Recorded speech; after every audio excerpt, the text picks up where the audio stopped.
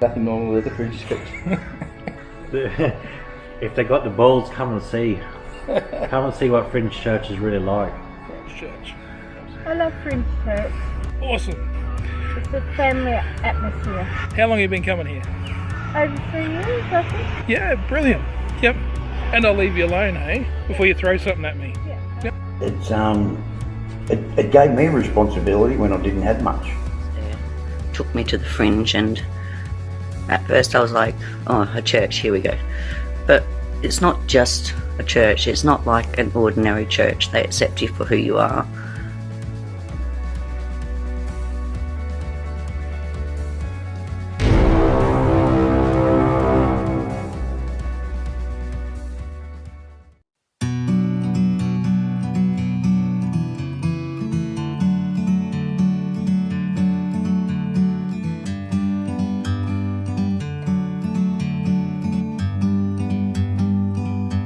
Like a bird on a tree, I'm just sitting here. I got time, it's clear to see. From up here, the world seems small. We can sit together.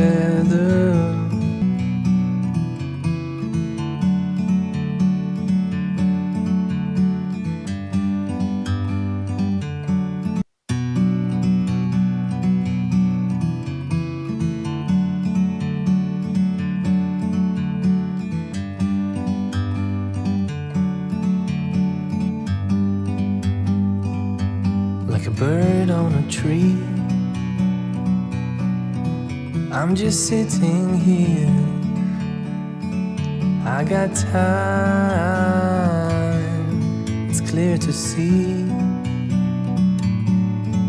From up here, the world seems small. We can sit together. Look, it's not so much for Fringe, it's for the church in general. I am completely convinced that church in Australia has no idea how to make disciples. We confuse Bible study for discipleship. And we have very biblically literate people who have no idea how to love people and how to actually put stuff like grace, forgiveness, hope, holiness, morality on the ground in a way that people who are desperate to repent, I mean, how many times at Fringe has someone walked in, and literally one recently walked in and sat down and said, can you fix me? and the reaction we get is, do you really believe that I could be a person of quality? These people so badly want a new way of living.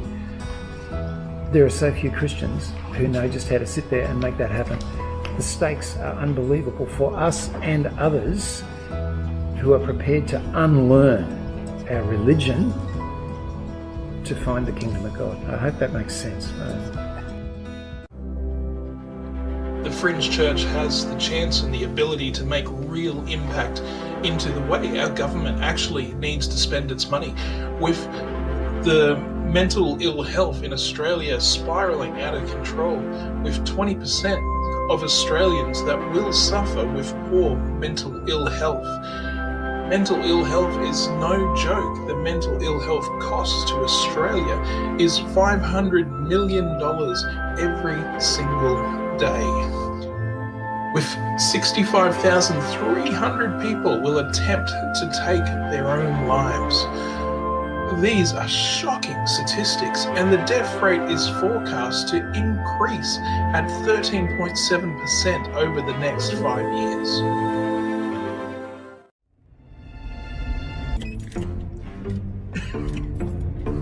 Well,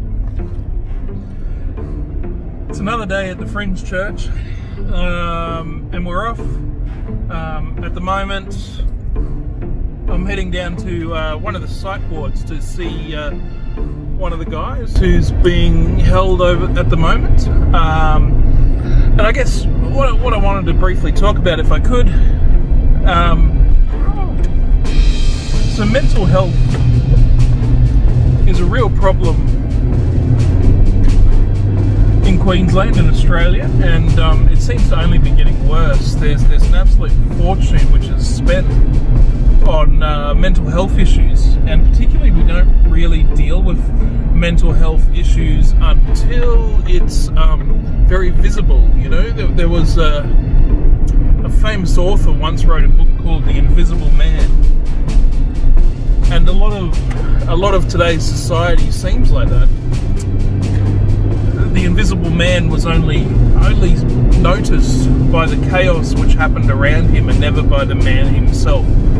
And a lot of today's society can be like that, where we don't see things until it's too late, until it's been a catalyst for some tragic change or tragic loss or some really big problem in society or with those people. At Fringe, we deem to build a relationship where we can see those things coming. We focus on them. We know what it's like to be living in that sort of situation, and we support you 110%, and we do everything we can to get you the best help and the best facilities we can. But we tend to wait for the governments to make change, to come up with the right policy. But the problem is that the policies are never going to come.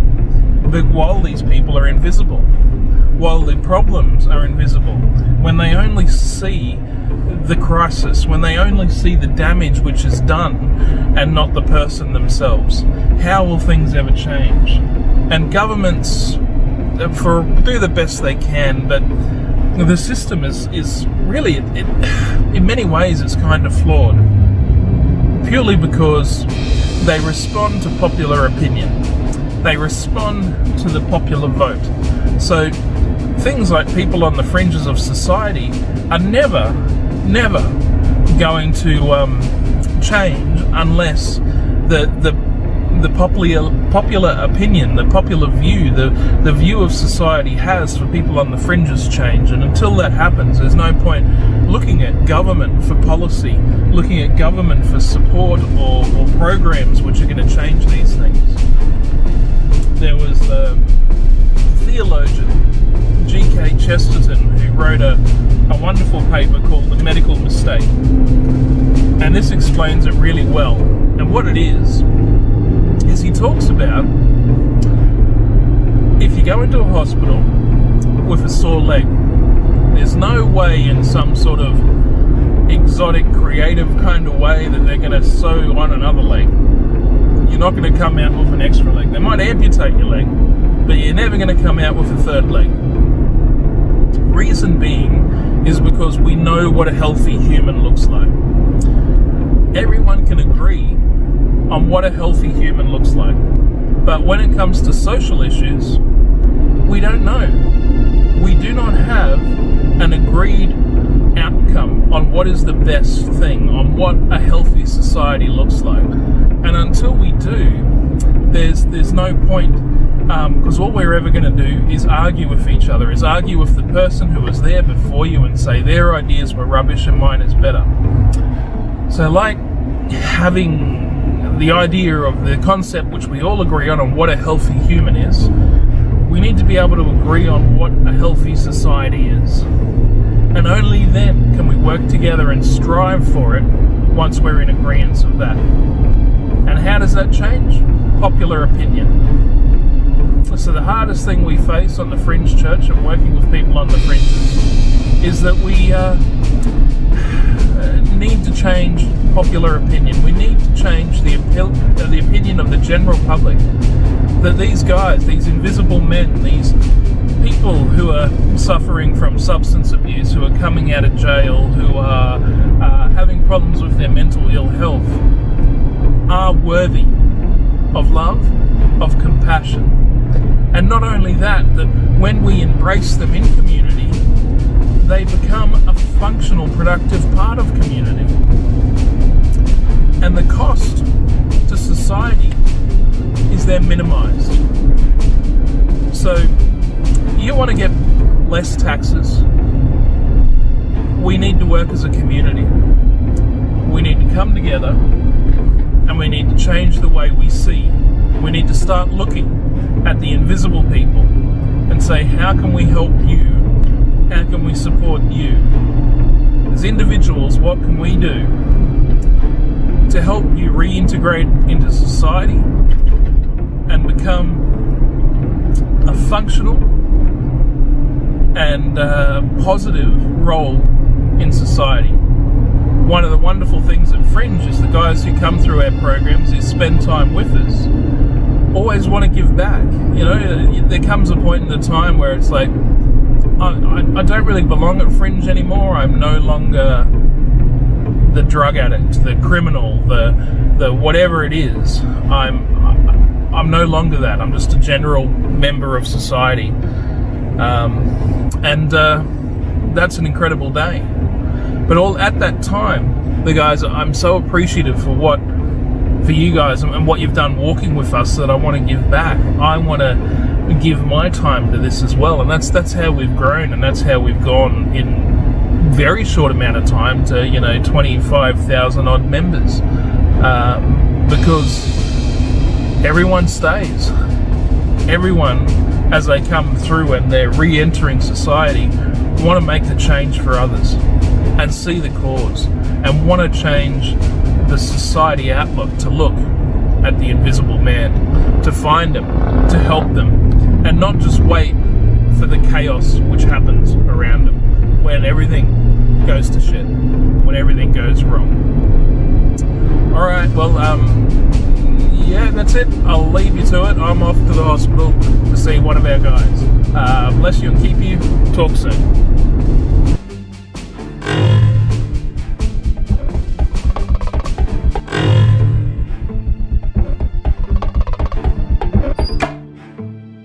Well, I've been carefree. I'm 50 years old, so 49 years of my life I just didn't care about other people's feelings or emotions or anything. It was all just me.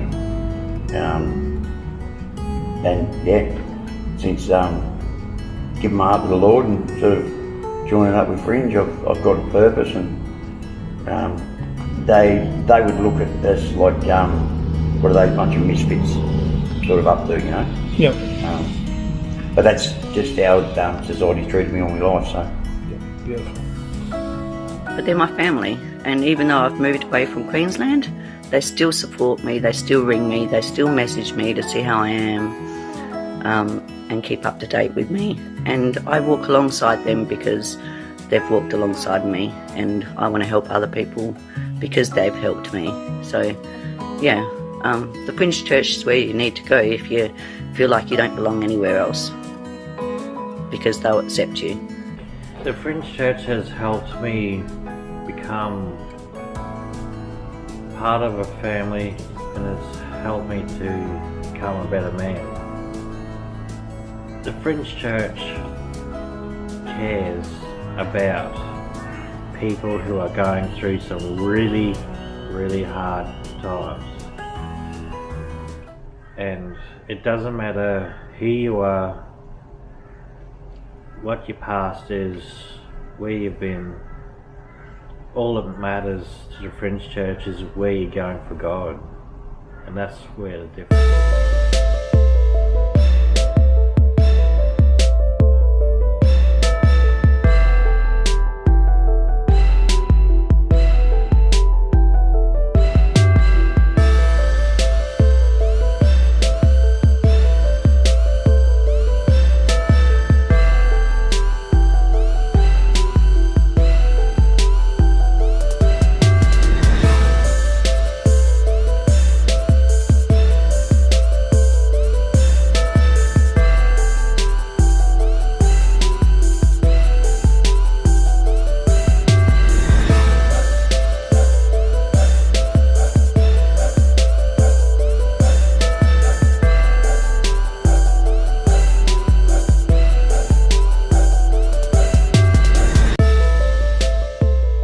A common narrative of the guys coming out of prison is in the first couple of days, the pressures and the horrors that they face when they're trying to reintegrate into society. But put yourself in their shoes for a moment. So one of the things which is quite common is you're given a few $100, you might have been in there for a few years, and you get a little bit disconnected into society and how things work. And you're given time and you let it loose, your time's been served, and you reintegrate into society. That first day, you have to go to Centrelink. You have to fill out a lot of forms at Centrelink. You have to go to your parole office and check in. You have to find your housing and accommodation and get all that sorted. There is so much put on you in that first day, that first couple of days, and often that's when you need the most help. But yet, for a lot of them, they know no one on the outside. The only people they know on the outside and the only ones who will give them an opportunity to help them navigate these difficult waters. For us, sometimes it can be very difficult waters. Never mind someone who's been incarcerated for the last 6 years or so. So just imagine yourself in their shoes. You've done your time, you've come out, you need help. The only people who will pick up the phone, the only people who will talk to you or offer you help are people from the life you are trying to escape. The people from that criminal element, the drug element, the whatever it is. But the people from your old life are the only ones who are there, who will reach out and help. Our rate of people getting in trouble, of people going back into the incarceration system in one way, shape or form is over 50%. That is a shocking statistic. But the pressure we put on these guys when they come out and what they have to go through at the Fringe Church, and what we do is we like to smooth this out and make this as easy as possible. Give them someone who can mentor them and walk with them, who can take them and pick them up when they first come out of prison, to take them to Centrelink, parole, housing, spend the day driving them around. KFC, of course. Can't forget KFC. That's one of the stops they all want to make. But we need to get it in place. Change the way society looks at these guys. To give them the support so when they first come out of prison, they're not left to their own devices. Where the only people who know them or will give them time are the people who help get them into that situation in the first place. So is there any wonder that there's so many people who breach parole, who get into trouble, end back into the system? Over 50% of them who come out do. Through the Fringe and through what we've done, we haven't seen, I think we've seen one guy go back in the 6 odd years we've been doing this.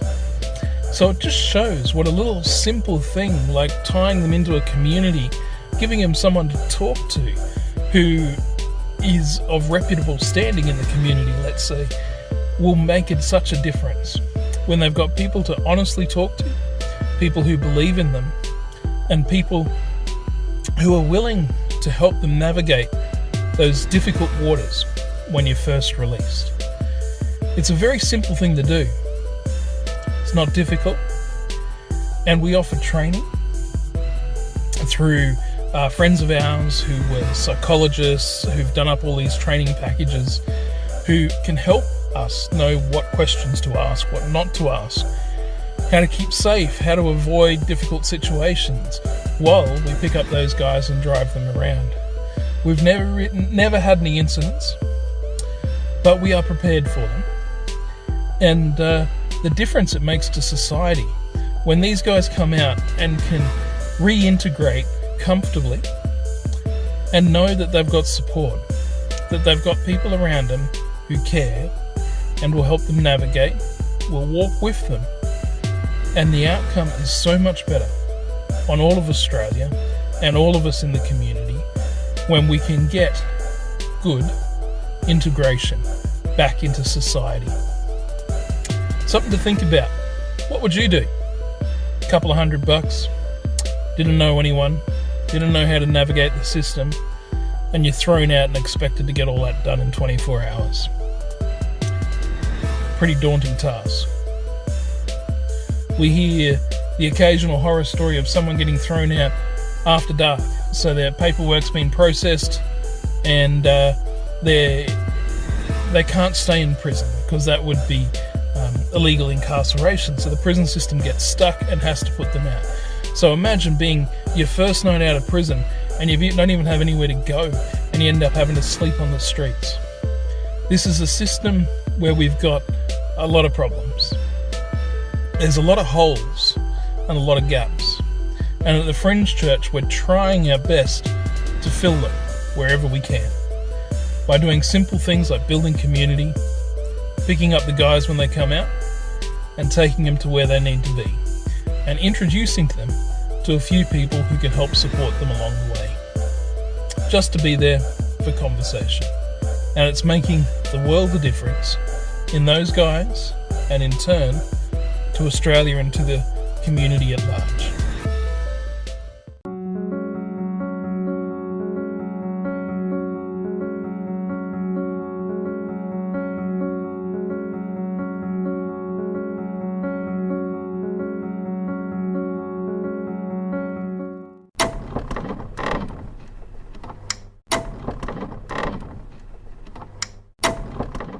Person is learning Jesus, learning the kingdom, getting clean, starting to look for how they can contribute back in the wider community.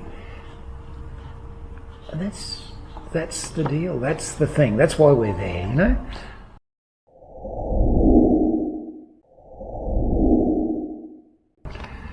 The destructive pride is when you're stuck out there in your addiction, your violence, your loneliness, the appalling damage your parents did to you, the threat you're under, the financial mess, the reputational mess, whatever it is, and you're sitting there thinking, I'll find a way, I'll find a way. That word I is the problem, and that's pride. And frankly, the gospel starts with the recognition we're screwed.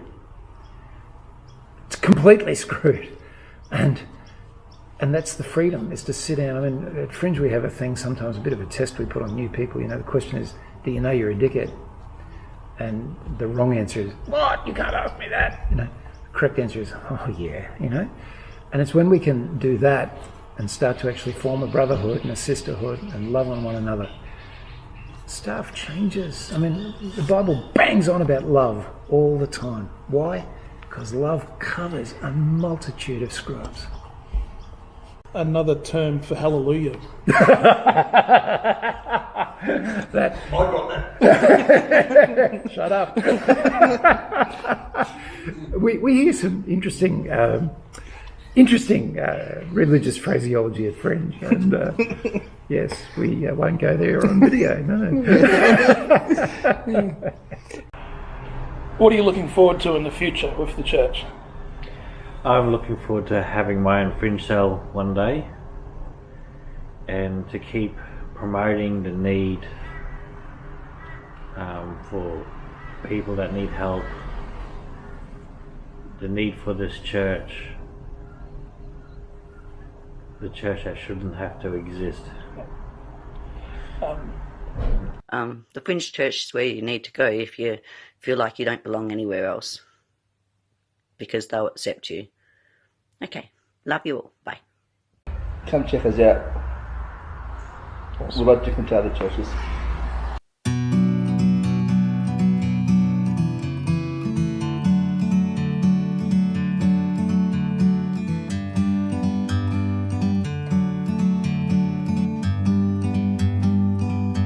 Like a bird on a tree, I'm just sitting here. I got time, it's clear to see. From up here, the world seems small. We can sit together. It's so beautiful, you and me.